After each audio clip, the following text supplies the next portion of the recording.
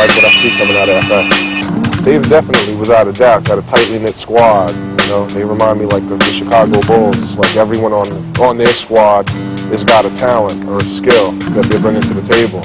We the men with the style. Everywhere we go, you've seen it. You see it in the books, in the mags. You see all that shit. I went to Berlin. Everybody's writing like TQ. He went all over the place, and everywhere he went, they're all writing like Sess. I mean, you know, that goes to tell you something, man, you know? Kids know where the style is at.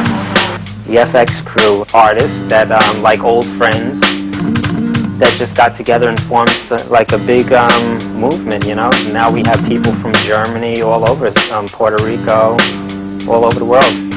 The thing about New York is, it always has a certain attraction coming back. It's like the atmosphere, it's like the knowledge, you know, everything started around the corner here.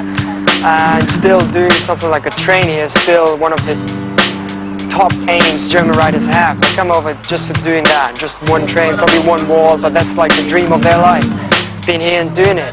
Lumen, he's definitely one of the most motivated, never tired individuals I've ever met. Can you believe it? Come doing a production with FX after like 2 years? Ooh, with the infamous Lumen. Graffiti, especially like more the graffiti art we're doing, is something that really keeps you alive. I mean, you're doing something which is a very positive thing. It brings people together, shows them also a direction to go. I mean, that's not something you waste your life. If I wasn't writing graffiti, I'll tell you straight up, I'll be selling drugs, either probably be in and out of jail, or probably be killed by now. Where I came from, man, this is all we had, man. You know, I didn't have them G.I. Joes and good toys and all that shit everybody else grew up with. I had to steal my spray paint, man, and go scribble on a fucking wall, man. It's tough to make it from the ghetto, from down there at the bottom, man. You know, I've been shot, I've been stabbed, I suffered drug addiction, all kind of shit, you know? And through my art, I made it, man. I don't have any other hobbies. Graph is my life. It's what I do. I meet people from overseas with it. It matters to me the way the walls come out. I coordinate this and coordinate that and get down with Seth, Snow, T-Kid, and a few other people. We got Scene painting here with us today.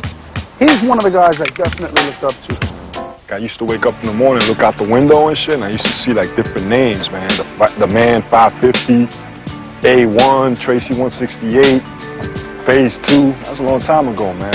And I said, man, I want to do that, man. You know, I want to put my name on a train. I mean, I remember one time I pulled out a burner, right? I pulled it out in the 137th Street layup on the one train between 137 and 145th. And people looked at my shit roll into the station and they started clapping when that train came in. The whole car that I did, you know, top to bottom style shit, man. I wanted to get up and tell people, yo, man, I did that, but couldn't do that, you know what I'm saying? Because I would have got busted or whatever. But that was a good feeling, man, you know what I'm saying? One day, I was coming from the Bronx and we had a lot of fun and I was on the train. I was coming home by myself this time and I was taking the 4 train into the last stop. When I got off the train, I remember the conductor saying, this is the last stop, everybody off.